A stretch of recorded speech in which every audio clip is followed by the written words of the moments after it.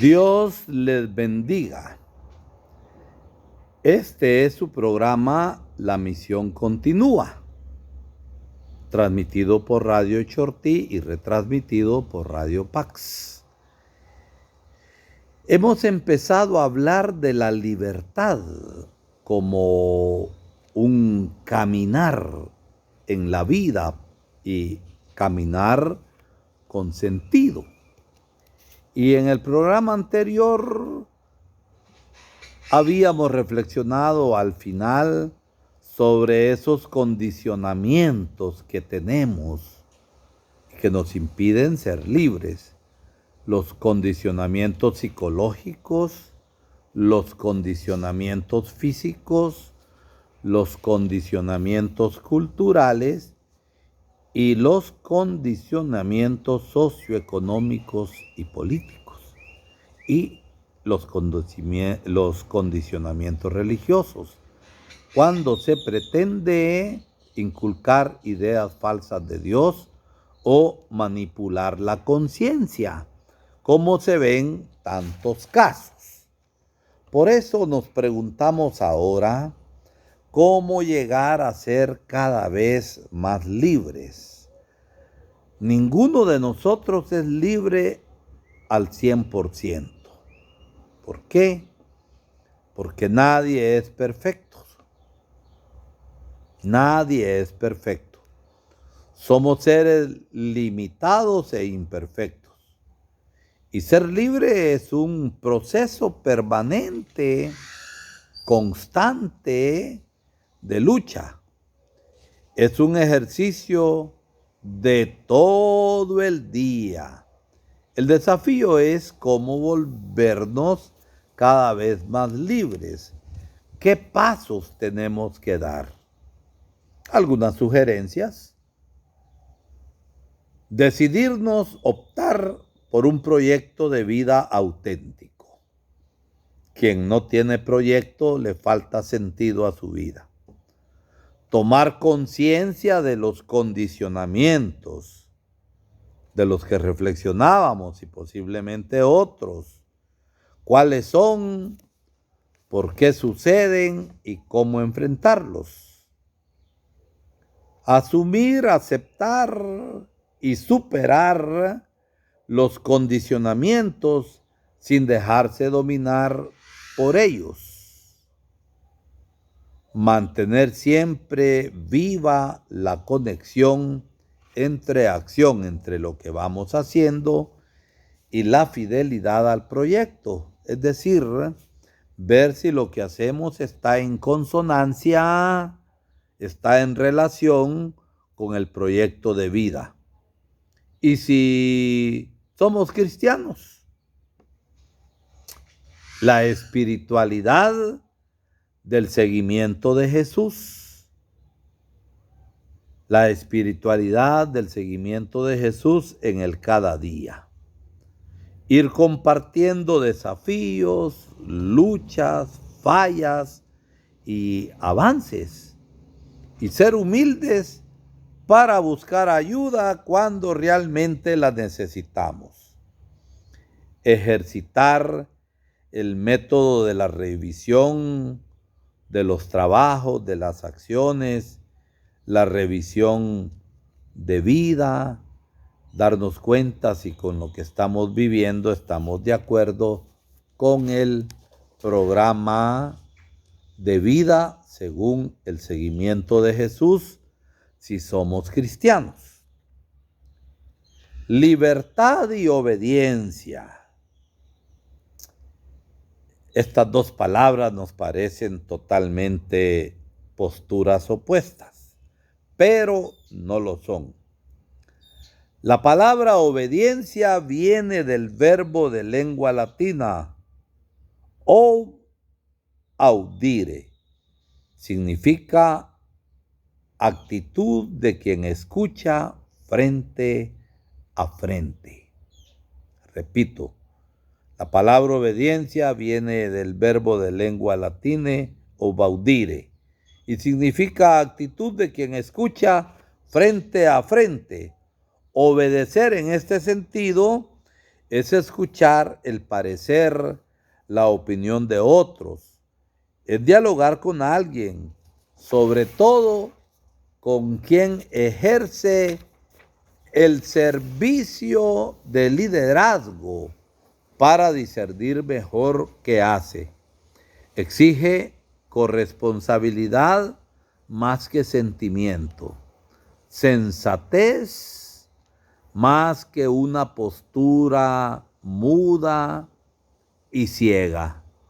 Se trata de buscar juntos la manera más adecuada de ser fieles al proyecto de vida o cambiarlo para mejorarlo. Si hay necesidad de cambiar el proyecto de vida, cambiémoslo y discernamos bien. La obediencia crece en un clima de confianza recíproca, de humildad y de escucha atenta a los hechos de la vida. Estamos situados en una realidad.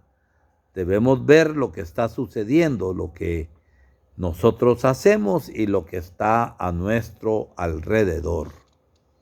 Tener sentido de la realidad en la vida es algo buenísimo, que quita la ingenuidad también en nuestra vida.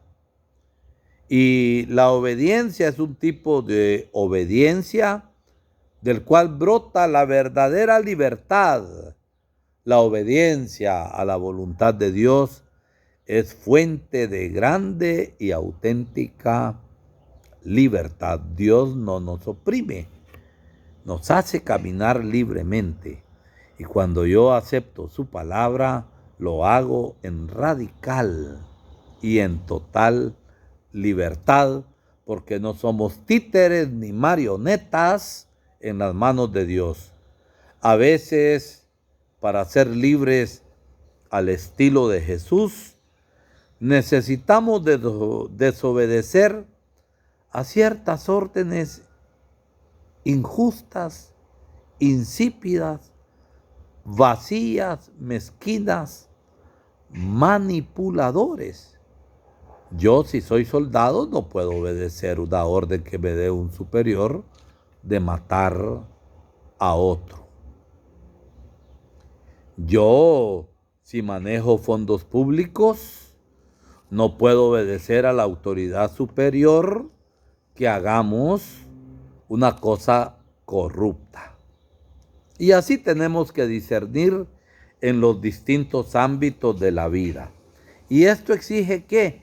Sabiduría, perspicacia, docilidad interior, necesita audacia.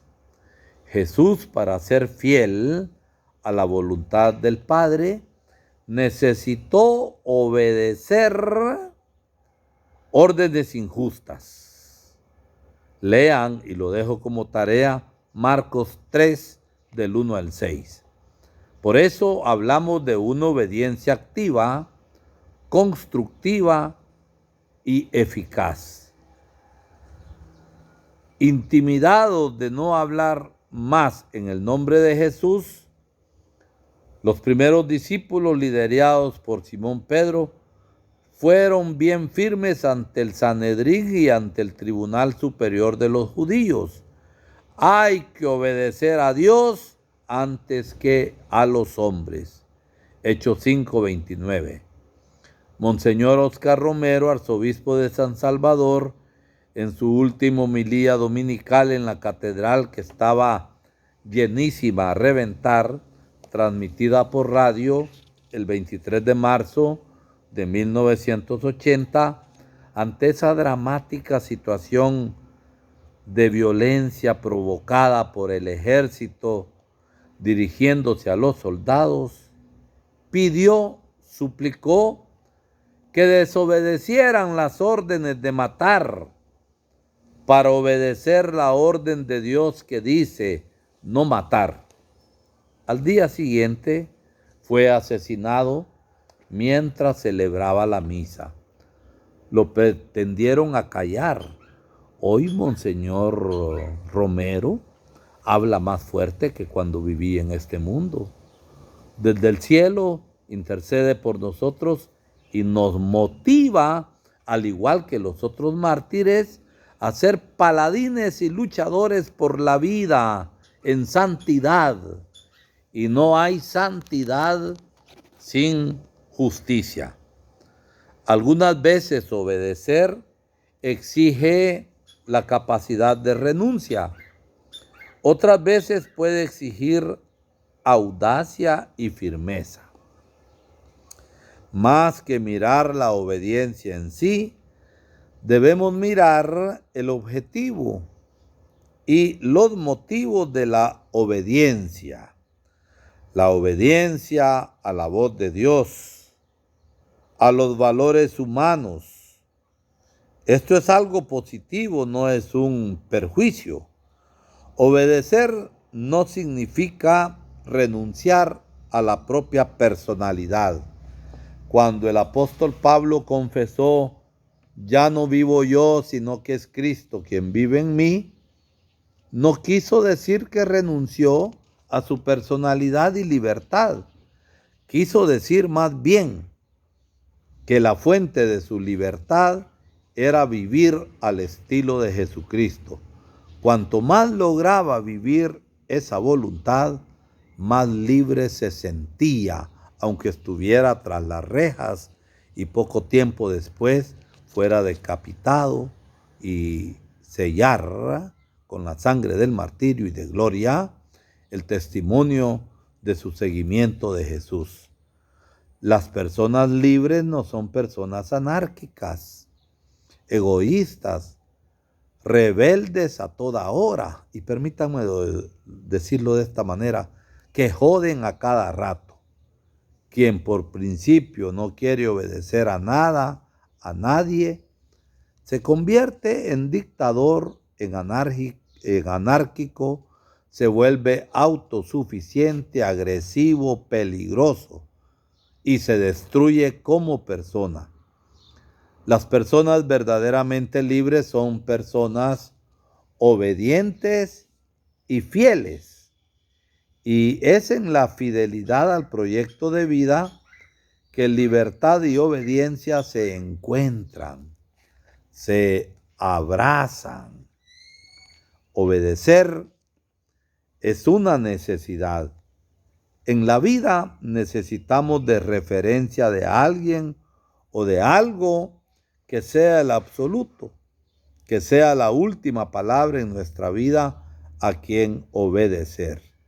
Somos cristianos y obedecemos a Dios. Es fundamental entonces obedecer a las aspiraciones más verdaderas y más auténticas plantadas dentro de nuestro corazón, plantadas en la naturaleza humana. Desobedecer a estos valores profundamente humanos es traicionar la propia dignidad humana. Cuando un país decide invadir a otro, eso no es libertad que tiene el país de conculcar los derechos de soberanía que otro país tiene. Y esto lo hemos visto, y últimamente lo hemos visto que Rusia invadió a Ucrania. Los gobernantes rusos serán verdaderamente libres. Esto ocasiona guerra y entonces nos destruimos como personas. Para los cristianos, lo absoluto, lo que viene en primer lugar y a quien debemos obediencia, es a la voluntad de Dios, de la Trinidad Santa, revelada en Jesús de Nazaret. Obedecer la Trinidad Santa incluye también obedecer los valores profundamente humanos. Por eso, cuando se habla de obediencia, se piensa en leyes. El sentido más profundo de la palabra ley bíblicamente viene de la palabra Torá, que está en la Biblia. Los 5 libros del Pentateuco eran llamados Torá, palabra de origen hebreo que significaba orientación hacia, dirección hacia, camino seguro para vivir la voluntad de Dios.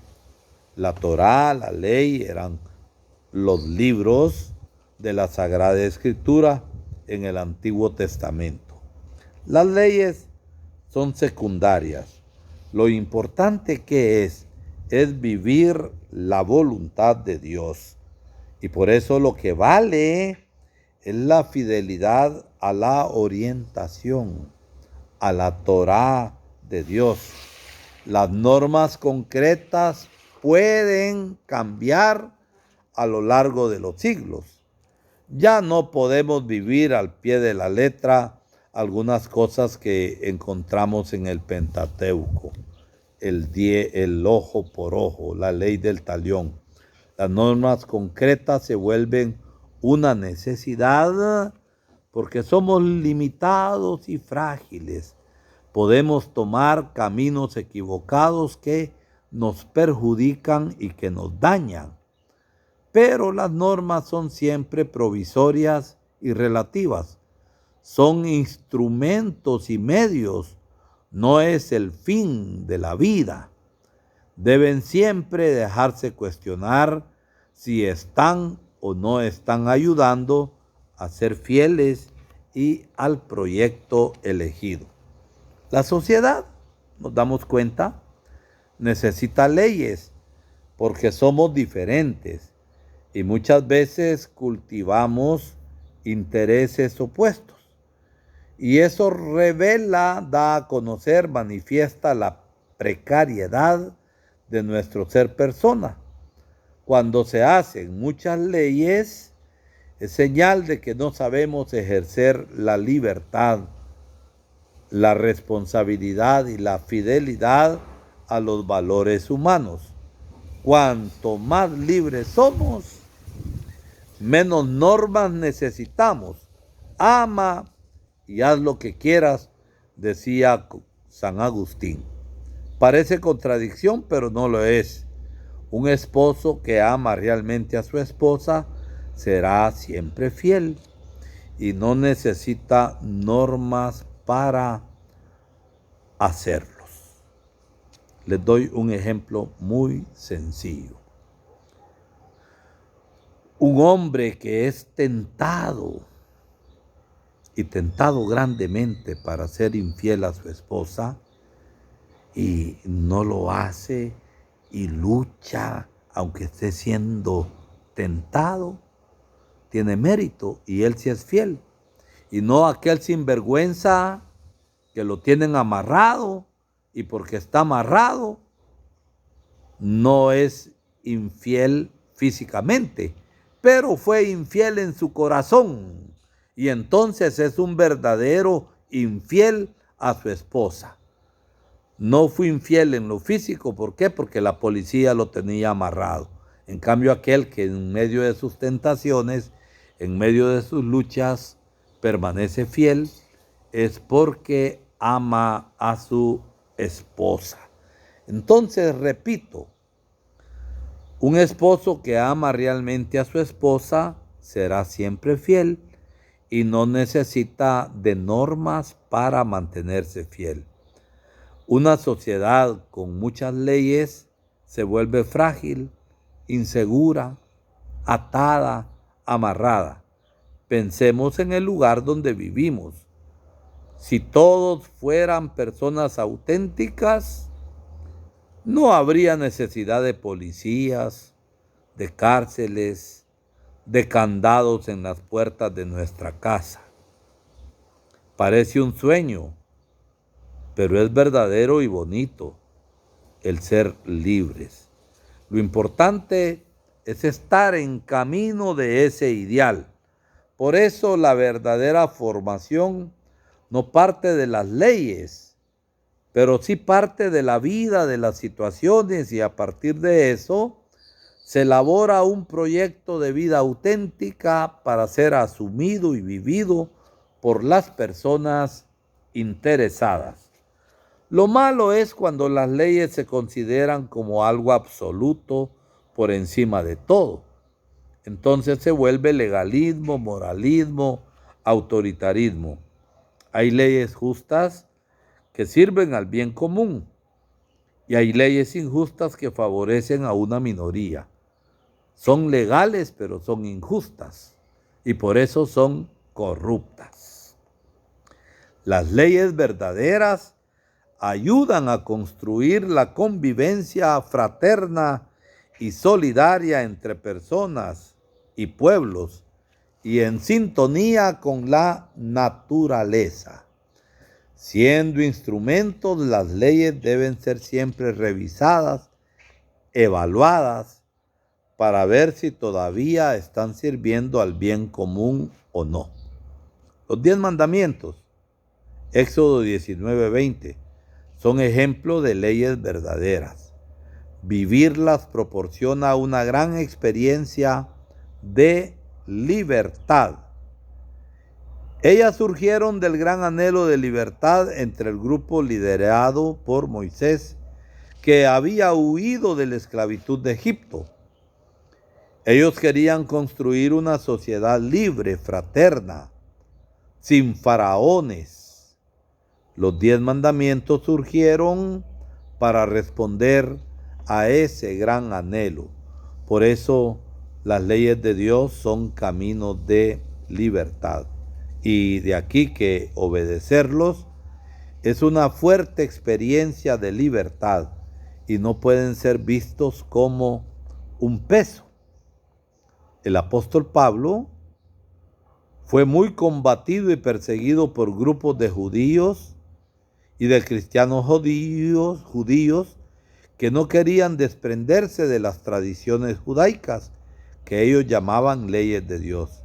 En realidad, ellos habían transformado los 10 mandamientos en decenas y decenas de preceptos y prohibiciones, y Pablo los cuestionaba mucho. La ley nos conducía a Cristo para que creyéramos y así fuéramos justos. Pero al llegar la fe ya no necesitamos de acompañante, nos dice San Pablo en la carta a los Gálatas. Es decir, con la llegada de Jesucristo ya no necesitamos más de las leyes. Para Pablo el sentido último de su vida era Jesucristo. Y las leyes sirven cuando ayudan a las personas en el seguimiento de Jesús. Y en este sentido, las leyes son relativas. Y nos preguntamos, dicho esto, ¿cuál es entonces el papel de la autoridad? La autoridad es para ayudar a las personas a diferenciar, a obedecer, a ser fieles a un proyecto de vida auténtico. Necesitamos de autoridad. El problema aparece cuando ejerce la autoridad y no hace eso de manera correcta. ¿Cuántos presidentes en Guatemala son unos dictadores? Actúan según sus caprichos, según sus berrinches, según sus hígado y no trabajan por el bien común. A veces hay más autoritarismo que autoridad. Y lo opuesto del autoritarismo es la anarquía. Cada quien hace lo que quiere. Y el autoritarismo y la anarquía hacen mucho daño. Ejercer el servicio de la autoridad en el sentido verdadero es un desafío exigente, pero necesario y urgente. Exige madurez humana y una alta dosis de espiritualidad. Entonces, hemos de preguntarnos siempre cómo estamos ejerciendo nuestra autoridad cuando lo tenemos. Brevemente, reflexionemos sobre esclavitud, liberación y libertad. Todos nosotros pasamos por 3 experiencias que marcan la vida. Esclavitud, liberación y libertad. La esclavitud es la presencia del mal que hay dentro de nosotros y en las estructuras del mundo en que vivimos. Es el mal que esclaviza y domina. La libertad es el gran sueño que está en el horizonte. Es la ausencia del mal. La liberación es el proceso de la salida de la esclavitud rumbo a la libertad. Saboreamos la belleza de la libertad, pero como aperitivo. Nuestra vida es una marcha constante de situaciones de esclavitud hacia la tierra de la libertad. Vivimos en este proceso de liberación rumbo a la libertad todo el tiempo, toda la vida. Y este proceso se da en un ámbito personal, familiar, social, cultural, político, económico, religioso y comunitario. Abarca toda nuestra vida. Y el proceso de liberación proporciona satisfacción e insatisfacción. Satisfacción por la experiencia de liberación alcanzada. Insatisfacción porque aún no somos plenamente libres. Pero esto es una tensión positiva que algunas veces se vuelve una dura experiencia sufrida. Lo que realizo no lo entiendo porque no hago lo que quiero. Y sino que hago lo que detesto. Desgraciado de mí, ¿quién me liberará de esta condición mortal?, decía San Pablo. Podemos resumir la Biblia con 3 palabras escritas arriba: esclavitud, liberación y libertad. El primer libro de la Biblia, el Génesis, es el grito de liberación. La realidad que está por debajo del texto es la esclavitud. El pueblo hebreo había sido deportado en las tierras de Babilonia, obligado a vivir como esclavos, trabajando de sol a sol sin el descanso. Y los autores sagrados gritan por la dignidad de los esclavos. Somos hechos a imagen y semejanza de Dios. Y así como Dios descansó el 7º día, así también nosotros reclamamos el descanso semanal. Por eso el capítulo del Génesis el primer capítulo del Génesis es una especie de convocatoria de todos los esclavos para una huelga general. Queremos más dignidad. El segundo libro de la Biblia, el Éxodo, habla también de la esclavitud del pueblo en las tierras de Egipto. Y gracias al liderazgo de Moisés, comenzó la gran marcha de la liberación que atraviesa toda la Biblia, del primer y del segundo testamento. Jesús de Nazaret es la revelación plena de Dios y apunta a los caminos de la verdadera liberación, sacrificando su vida. El último libro de la Biblia, el Apocalipsis, saborea la tierra de la libertad.